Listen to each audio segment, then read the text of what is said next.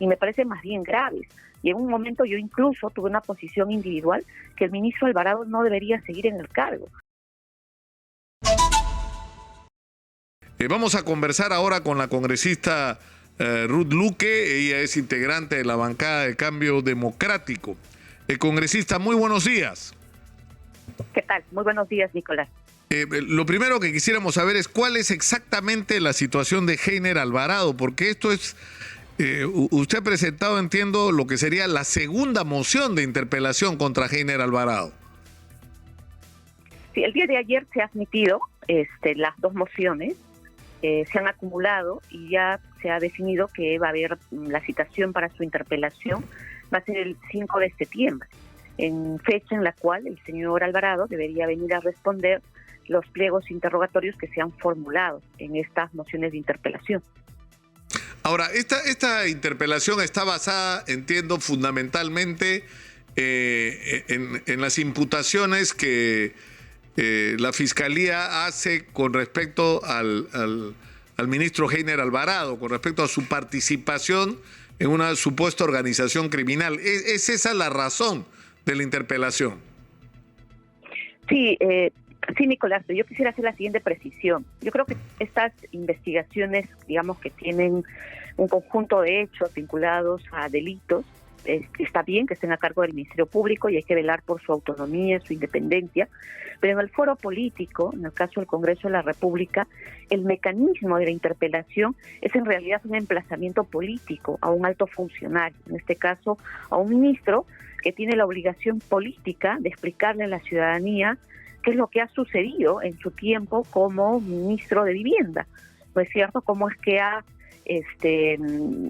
desarrollado un conjunto de proyectos que aparentemente habrían sido direccionados. Entonces muchas de las preguntas están orientadas en ese tema y en realidad el Congreso no tiene que cumplir una labor de la Fiscalía, no investiga de manera penal, eso lo va a determinar el Ministerio Público, sino en realidad es un emplazamiento político, porque me parece que es fundamental que cualquier funcionario, y especialmente un ministro de Estado, debería tener que esclarecer y responderle políticamente y públicamente al país sobre hechos que a mí no me parecen simples y me parecen más bien graves. Y en un momento yo incluso tuve una posición individual que el ministro Alvarado no debería seguir en el cargo.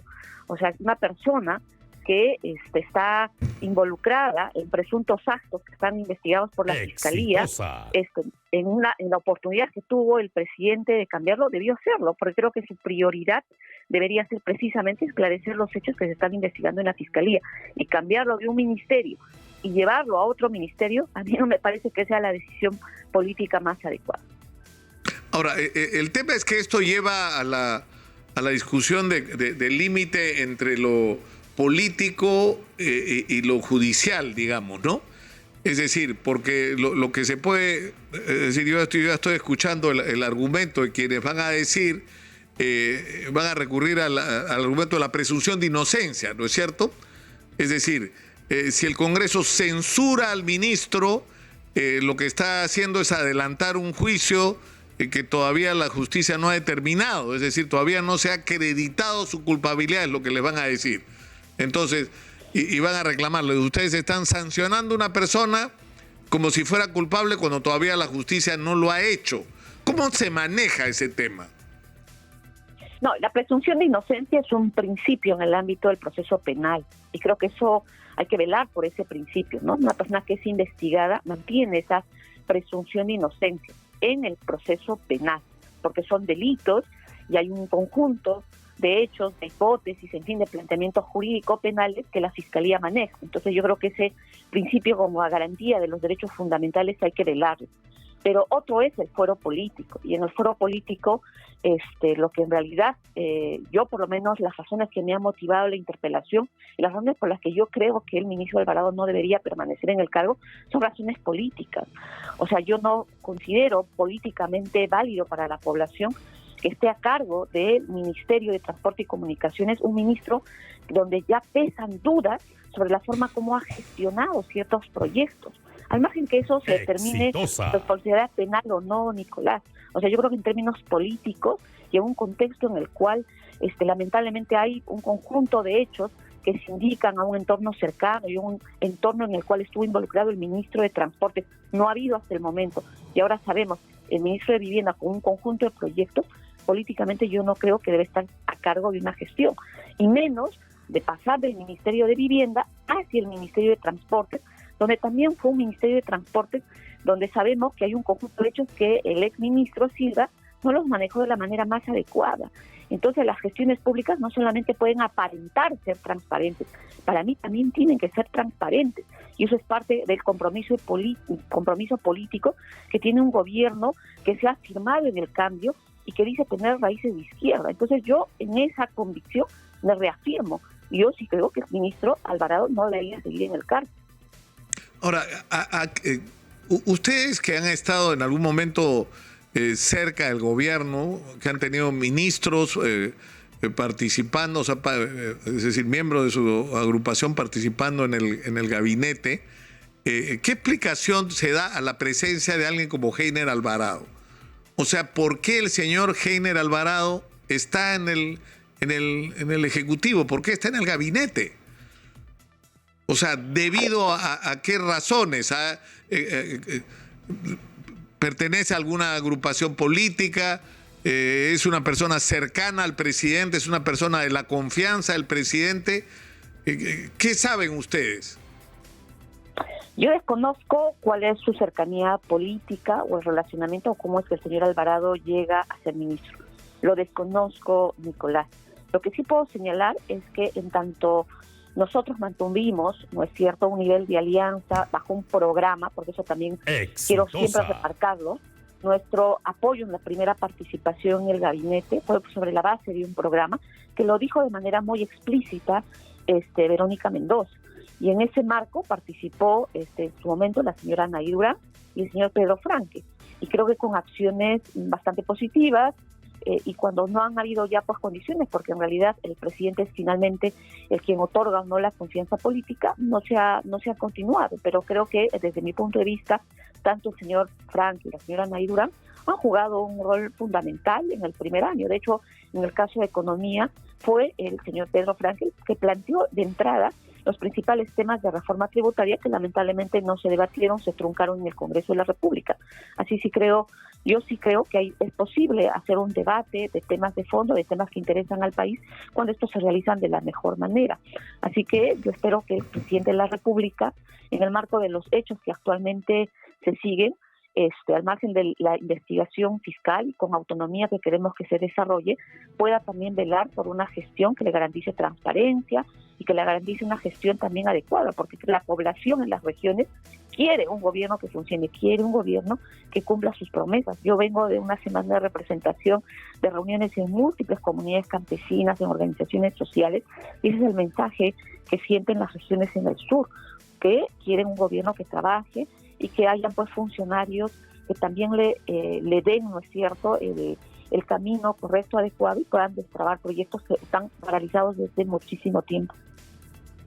Ahora, estoy viendo, me acaban de pasar, congresista, un pronunciamiento que suscriben una serie de organizaciones políticas: Perú Libre, Acción Popular, el Bloque Magisterial, la suscribe también Perú Democrático, y se refiere a las expresiones que ha tenido Lady Camones como presidenta del Congreso con respecto dice que ha emitido juicios de valor con respecto al decreto supremo 009-2022 Minedu, que modifica el estatuto de la derrama magisterial, y asimismo se comprometió a agendar 2 proyectos de ley en contra de dicho decreto, no respetando la neutralidad y la objetividad que su cargo exige, y dejando de lado otros proyectos de ley de la misma temática. Y lo que concluye la declaración es que invocan a la presidenta del Congreso de la República a que rectifique los comportamientos señalados y actúe conforme lo ordena el reglamento. De continuar con dicho comportamiento, consideramos conveniente se evalúe la idoneidad de su continuidad en el cargo. Es decir, lo que están diciendo es que Lady Camones está haciendo, más allá del tema de contenido, de fondo, ¿no?, si está bien o está mal el tema de la derrama magisterial, pero que ella emita una opinión a nombre del Congreso cuando esto no ha sido discutido previamente y no representa una posición del Congreso, genera un problema. Al igual que cuando dijo que el presidente debería dejar de serlo, debería renunciar o debería salir de la presidencia de la República. O sea, no es una ciudadana cualquiera, es la presidenta del Congreso. Es decir, cuando ella habla, está hablando a nombre del Congreso de la República. Entonces, ¿cómo se va a manejar este tema con respecto a la conducta de Lady Camones? Sí, gracias Nicolás por la pregunta. Una primera cosa es que yo sí estoy en contra de exoneraciones que se hacen en la Junta de Portavoces de proyectos que no tienen estudio ni debate. Y eso, en el caso que tú estás mencionando sobre el pronunciamiento, eso es lo que pasó. La Junta de Portavoces se exoneró y entiendo que ya estaba en agenda de pleno colocar la derogatoria de este decreto que emitió el gobierno. El gobierno, ¿no? Entonces, y eso evidentemente evidencia de manera clara que la presidenta del Congreso no está ejerciendo la representación adecuada de 130 congresistas. Yo quiero recordar un poco el compromiso que la propia presidenta del Congreso dijo cuando juramentó su cargo, y recordar también lo que ha significado la presidencia con la señora María de Carmen Alba. Una cosa que nosotros le exigíamos, y yo particularmente porque fui voz del primer año, es que requeríamos una presidencia del Congreso que exprese la pluralidad política del Congreso de la República. Y ahí el Congreso no es solamente de un grupo de fuerzas políticas que numéricamente pueden ser mayoritarias.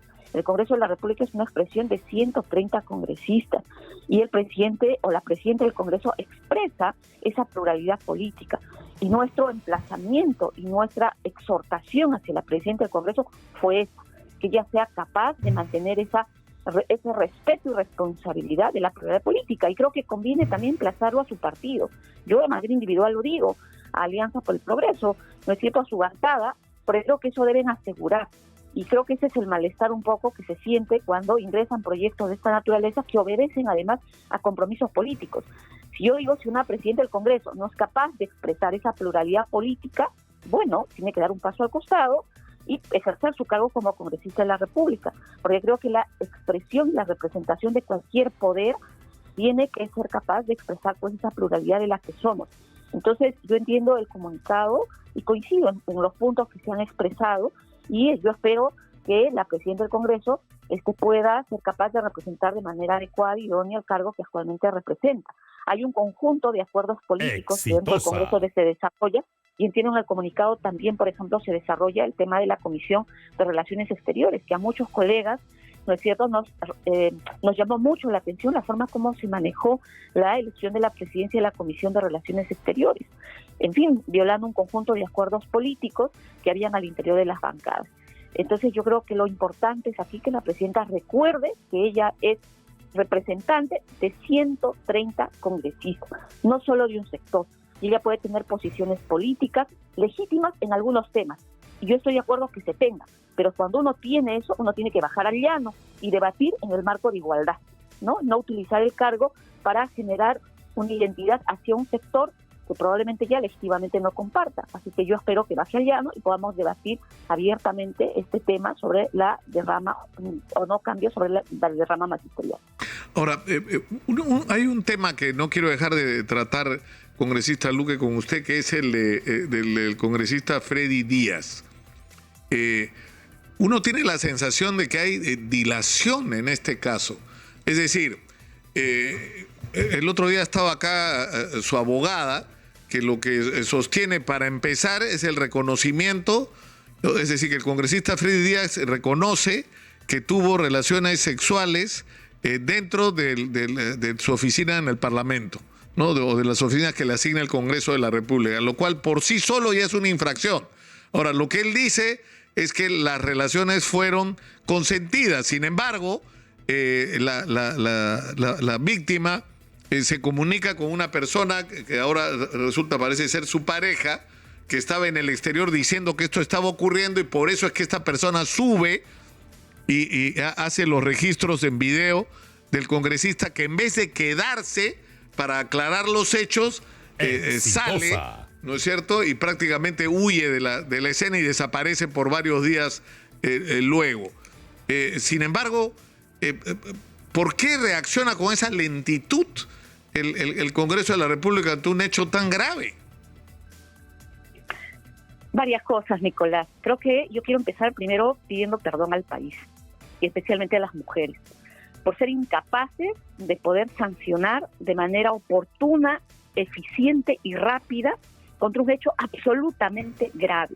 Yo no me voy a referir sobre si las relaciones fueron o no consentidas. Yo creo que eso corresponde a un ámbito que se está investigando y no debemos por qué revictimizar a la víctima, porque aquí hay una víctima, que yo lo he dicho de manera enfática, me solidarizo y respaldo esas investigaciones y que lleguen a fondo y que la persona sea sancionada. Pero con relación a la actuación ética y lo que creo que es en el ámbito que el Congreso debió responder de manera oportuna, como tú lo dices, no se ha hecho. Yo recién he vuelto a la Comisión de Ética hace poco, ha habido la audiencia, entiendo que el 31 se ha fijado para leer, para debatir el informe final con la propuesta de sanción que la Comisión de Ética va a elevar al Pleno del Congreso, pero este caso, Nicolás, evidencia un conjunto de anomalías que existen dentro del Congreso. Por ejemplo, en el reglamento del Congreso no tenemos configurado un procedimiento ágil cuando hay situaciones de flagrancia de esta naturaleza. Dos, la Comisión de Ética, digamos, bajo el reglamento que han establecido, tiene también un conjunto de formalismos donde dice que solo tienen que convocar en días hábiles, días no feriados, etcétera, ¿no? Entonces, yo por esa razón he presentado un proyecto de ley, porque creo que las situaciones graves como ese tipo deben permitir también revertir y generar mecanismos de otra naturaleza, dando mensajes claros que el Congreso de la República no puede ser espacio pues de impunidad, y menos espacios en los cuales consolidemos hechos donde se generen tipos de violencia como los que hemos conocido lamentablemente. He presentado esta iniciativa legislativa con 2 propuestas concretas que están en la Comisión de Constitución y yo he pedido que eso ojalá se priorice porque necesitamos también un gesto político hacia la ciudadanía. Uno, que expresamente se regule sobre los temas de flagrancia, que creo que son fundamentales, indistintamente cualquier hecho.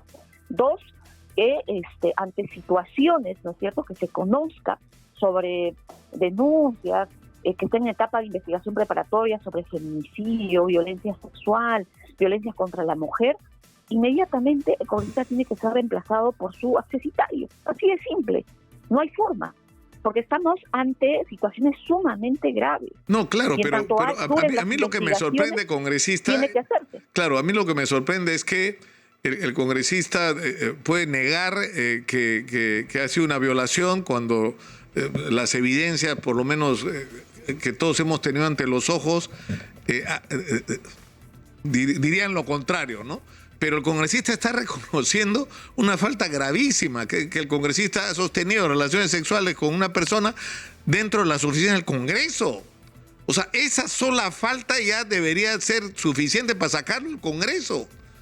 O sea, coincido plenamente, Nicolás, con lo que tú dices. Yo lo he manifestado públicamente y lo he dicho en la Comisión de Ética el día que hubo la audiencia, que fue una sesión reservada. Solamente el hecho incluso de ingerir bebidas alcohólicas al interior del despacho o de un espacio laboral ya es un hecho gravísimo que merece la máxima sanción. Lo he manifestado. Pero como vuelvo a señalar, lamentablemente no todos pensamos de la misma manera. Hay un conjunto de procedimientos formales, procedimentales que se han impuesto. Por eso es que a mí, sinceramente, me da vergüenza que no le podamos haber ofrecido de manera express, rápida, en un hecho tan evidente y una sanción que debería marcar, digamos, una clara sanción para a todos los demás, es decir, que esos hechos no se pueden presentar, porque eso no solo daña la famosa investidura que tanto repiten, que parece termina siendo un cliché, afecta evidentemente lo poco de legitimidad y de respeto que le queda al Congreso de la República, que ya sabemos que está casi al 1% nada más. Entonces, muchos colegas congresistas que muchas veces terminan con sus lógicas procedimentales deberían pensar que cuando hay hechos de esta naturaleza no hay nada otra cosa que hacer que sancionar. Yo espero que después del 31 de agosto, Nicolás, que es la fecha del debate, del informe final, de verdad, de manera ágil, express, la presidenta del Congreso ponga este tema en el Pleno y ya podamos sancionar de una vez y este congresista pueda ser retirado y su accesitario pueda ingresar. Muchas gracias por atendernos, congresista Luque, ha sido muy gentil, muy buenos días.